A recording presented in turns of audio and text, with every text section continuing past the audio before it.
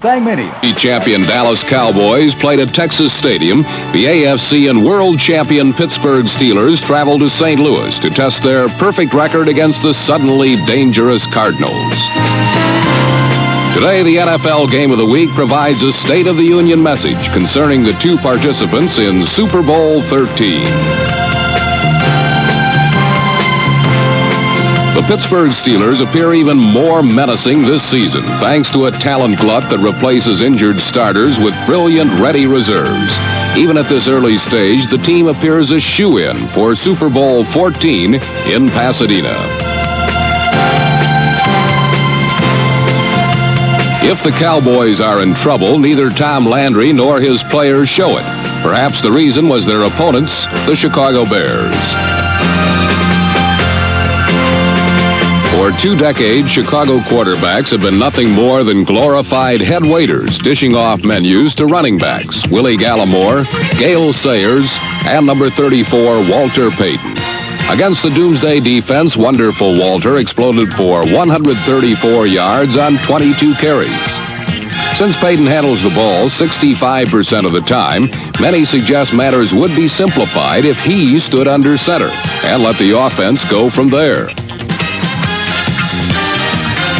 Critics say Vince Evans, number 8, is just another short Southern Cal quarterback with little touch or feel for the game. Evans, caught in the Bears' revolving door quarterback situation, was sacked 5 times by the blitzing Cowboys.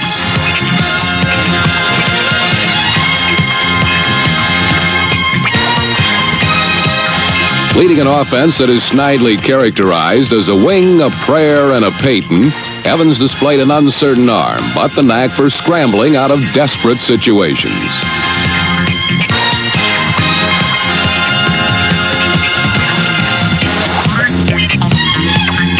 Evans' ability to run accounted for the Bears' first touchdown on a quarterback draw. Chicago sought revenge for the 37-7 pasting Dallas handed them in the playoffs 2 years ago. They knew the Cowboys were treating them lightly, and victory number 3 became a distinct possibility.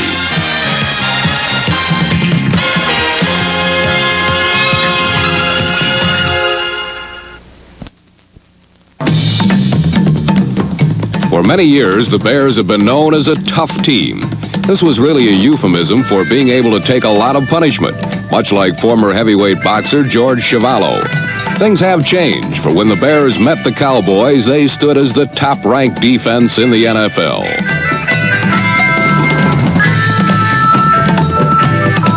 To reach Roger Staubach, the Bears blitz linebackers, even safeties. This strategy often rattles young quarterbacks, but usually backfires against seasoned ones. Staubach defeated the blitz with a perfect 42-yard scoring pass to number 80, Tony Hill. It was a brilliant start on a day that would see the 37-year-old veteran throw for over 200 yards and 3 touchdowns. In their first 2 games, the Cowboys were betrayed by an inability to run the football. All this seems solved by the return of Tony Dorsett, number 33.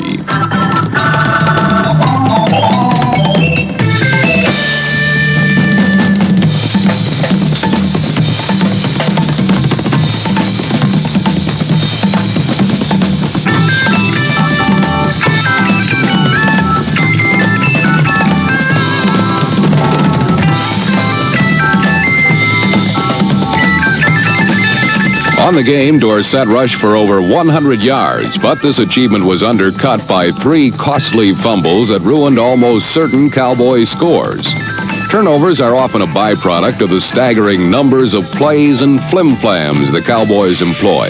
They are often criticized for experimenting like a dilettante, when in fact they could stop opponents like a street gang. Leading 10-7 at the start of the second half, the Cowboys tried to step on the Bears quickly.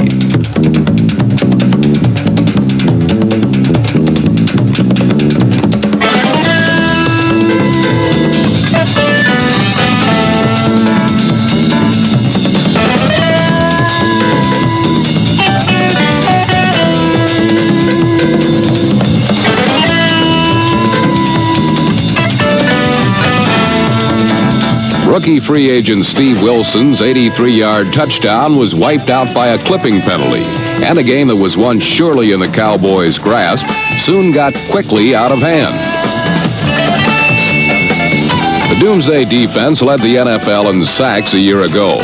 Coming into the Bear game, they had dropped quarterbacks just twice, and their old-time fury seemed to have vanished at the same time. Too Tall Jones disappeared from the football field to the boxing ring.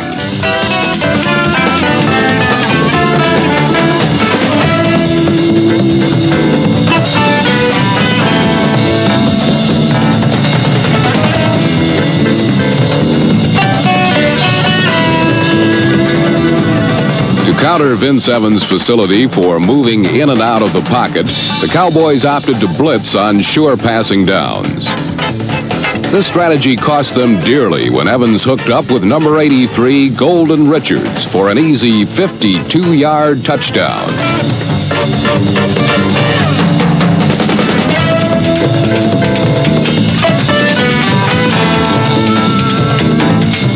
The Bears missed the extra point and led 13-10 in the third quarter. In their first two games, Dallas victories were predicated on Roger Staubach's remarkable ability to manufacture a score at every critical juncture.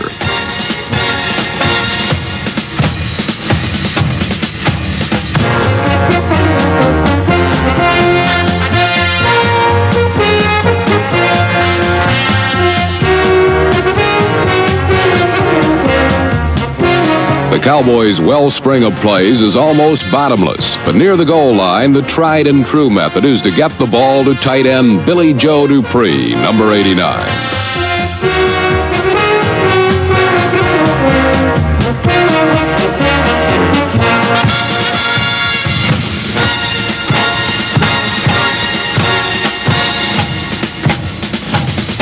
Dupree's touchdown made the score 17-13 at the end of the third period. By this time, the Cowboys had all but taken Walter Payton out of the game. So for the Bears to win, Vince Evans would have to produce a score in the clutch. The Cowboys' conventional coverages had all but shut out Evans. But on this Sunday, they appeared to have a death wish on defense. And just as they had done on Golden Richards' touchdown, they blitzed, which left single coverage on the Bears' most dangerous receiver. James Scott, number 89, beat Aaron Kyle to the ball in the end zone for a 64-yard touchdown as Chicago regained the lead over Dallas 20-17 in the last quarter. Vince Evans had completed 5 of 16 passes for 118 yards, 116 of them coming on the 2 blitz beaters to Richards and Scott. For the third time in 3 weeks, the Cowboys would try to pull out a victory in the final minutes. It is at this moment in a football game that the value of Preston Pearson, number 26, cannot be overestimated.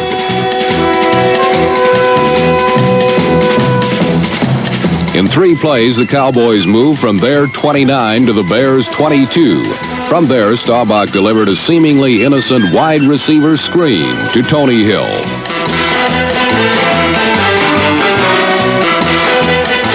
Hill's 22-yard scamper returned the lead to Dallas 24-20 and is worth reviewing for 3 reasons. Number 1, the play selection was immensely resourceful. Number 2, a hole open due to number 67 Pat Donovan's block on number 24 Virgil Livers. Number 3, the running ability of Tony Hill along such a narrow corridor. With less than 2 minutes to play, the Bears had to travel 80 yards for a touchdown, since an earlier extra point canceled their chance for a tying field goal.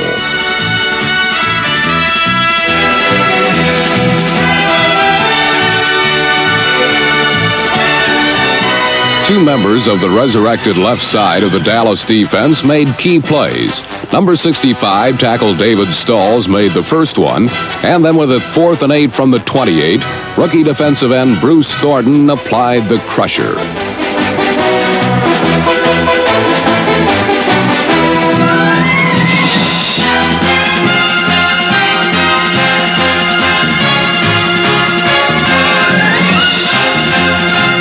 Thornton, number 77, reminds Dallas people of another raw rookie who stormed out of East Texas State 7 years ago to eat up quarterbacks.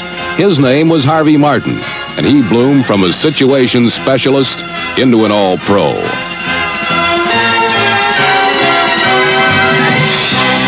For Vince Evans and the Bears, there was time to anguish over what could have or should have been. There were many possibilities to explain the fermentation of some sour grapes, as Dallas escaped for their third narrow victory to remain undefeated. Although the Bears' luck was bad this day, it was nothing compared to that of the St. Louis Cardinals.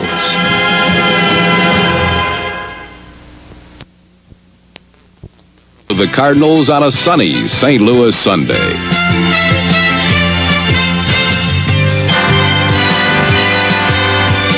The meanest of the mean, middle linebacker Jack Lambert doesn't concern himself with records. He just likes to hit people.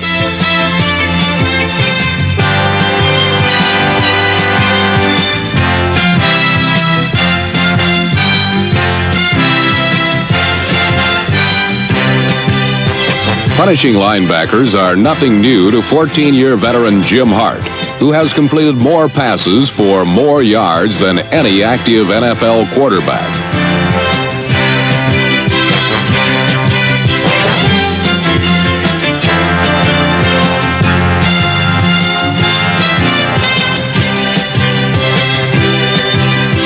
Many of Hart's completions have been to deep threat Mel Gray, whose reputation as a speedster was responsible for the 48-yard gain.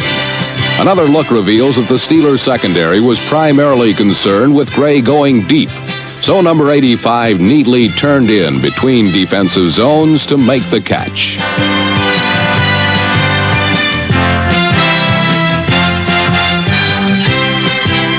From the Pittsburgh 12, Hart called on rookie wonder O.J. Anderson to finish the drive in style.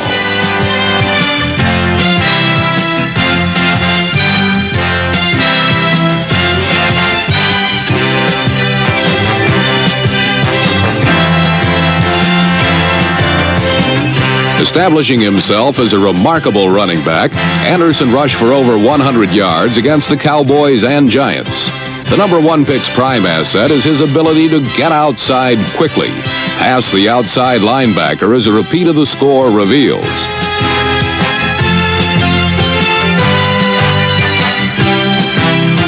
Unfortunately for Anderson, his effort was followed by a missed point after, giving the Cardinals a 6-0 lead. The worst was yet to come for the Steelers.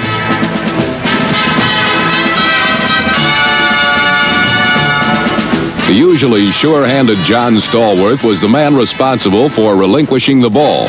Hart hoped to capitalize quickly.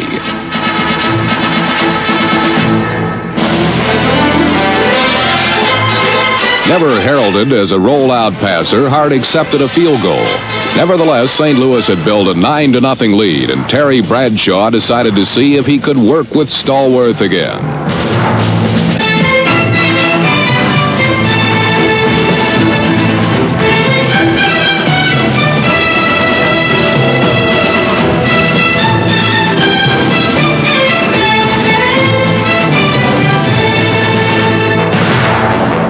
Big John made it 2 for 2 in the fumble department, but the Steelers maintained control. Bradshaw again looked downfield.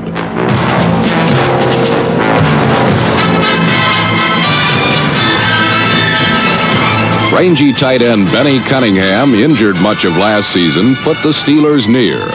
Now, if John Stallworth could only hold on to the ball, it wouldn't take long for Terry to find out. With his lead cut to 9-7, Hart sought out a way to pad things a bit. He decided to see if O.J. was the way.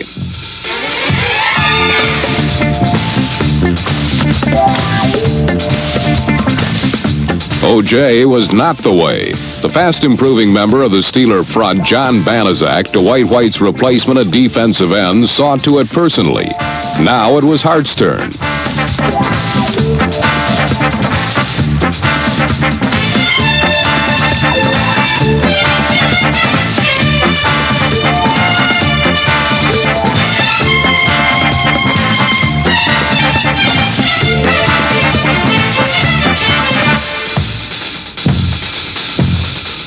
It was ruled that tight end Gary Parris didn't get in, but a Theodis Brown 1-yard plunge provided the pad that Hart had sought out and inspired the Big Red defense.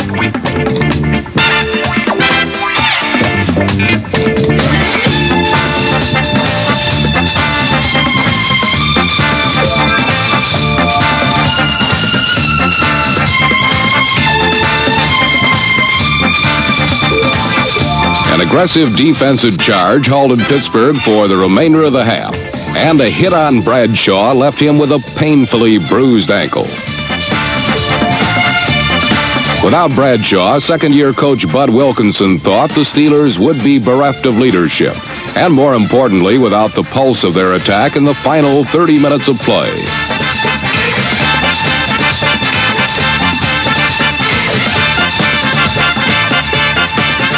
In Busch Stadium, things looked just fine until the news was out once more.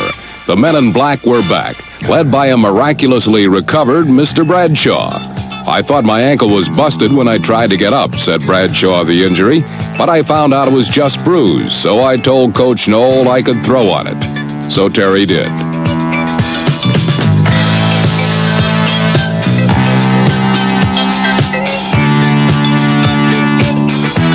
St. Louis converted Bradshaw's rustiness into a field goal. Trailing 18-7, the Steelers were forced to punt. Enter number 39, Willard Harrell.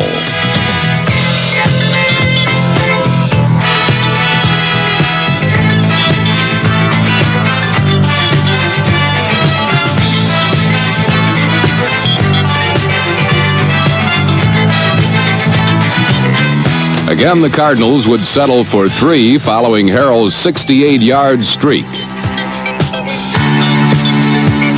3-point compromises would prove costly. Trailing 21-7, it was time for the sleeping giant to awaken.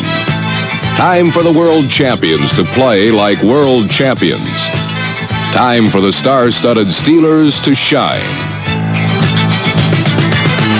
All-Pro Mike Webster snapped to All-Pro Terry Bradshaw, and clutch veteran Rocky Bleier did the rest.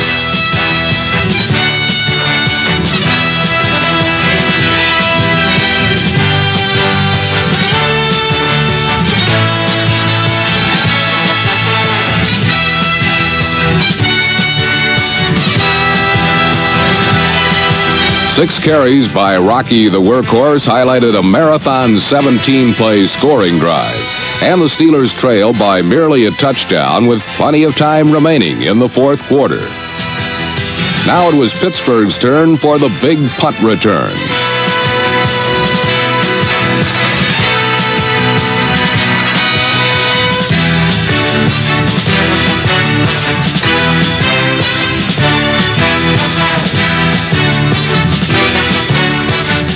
Third-year receiver Jim Smith put the Steelers within smelling distance of a tie. Bradshaw went to the man who seemed to have a nose for big yardage, Rocky Bleier.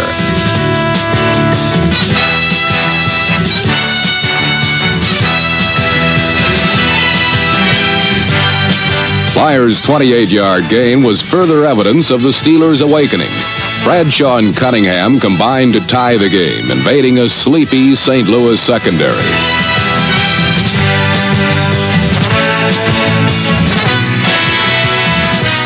The Cardinals' impetuous dream of victory was extinguished by Pittsburgh's pride and hard-nosed football.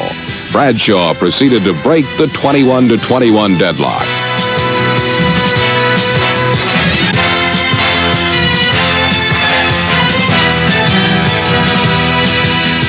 Bleier was the key once more, and rookie Matt Barr, having beaten New England in the opener, would again perform admirably with 18 seconds left. As Chicago had severely tested the Cowboys, the Cardinals had challenged the world champions. Both Chicago and St. Louis didn't come up empty after the heartbreaking losses. They were tempered and educated by two of pro football's finest teams. However, the 24-21 lesson from Pittsburgh proved to be a very painful means of learning. Offensive player of the game is Cowboy quarterback Roger Staubach, whose 3 touchdown passes sparked Dallas past Chicago. At the end of the season, the Offensive Player of the Year will receive a 1980 Mazda RX-7. The more you look, the more you like.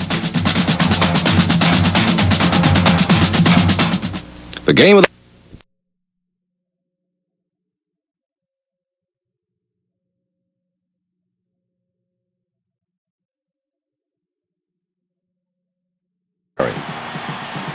Averaging more than 20 yards per catch throughout his career, Stiggers is coming off a fine spring, and even better things were expected of him in 1979. Scanlon will also be looking to his running backs in passing situations, such as number 21, Roland Sales, a proven, reliable receiver. Sales has shown flashes of brilliance throughout his career, and now that the senior from Fort Worth has won a starting position, he figures to have a lot to say about the success of the Razorbacks in reaching pay dirt. Joining Sales in the backfield will be another scoring threat, number 31 last year, but he'll be 33 this year, Thomas Brown. Here the sophomore gives a quick lesson on the proper way to return kicks, all the way against Vanderbilt in 1978. Full speed up the middle and let the opponents try to catch you. There'll be no catching this fine return man who led the conference in that category last year. 96 yards and 6 points for the burner from Montgomery. And the Arkansas defense has a few talented individuals on its side of the line of scrimmage. At 215 pounds, Jim Howard, number 54, relatively small for a defensive end, but his mobility more than makes up for his lack of size.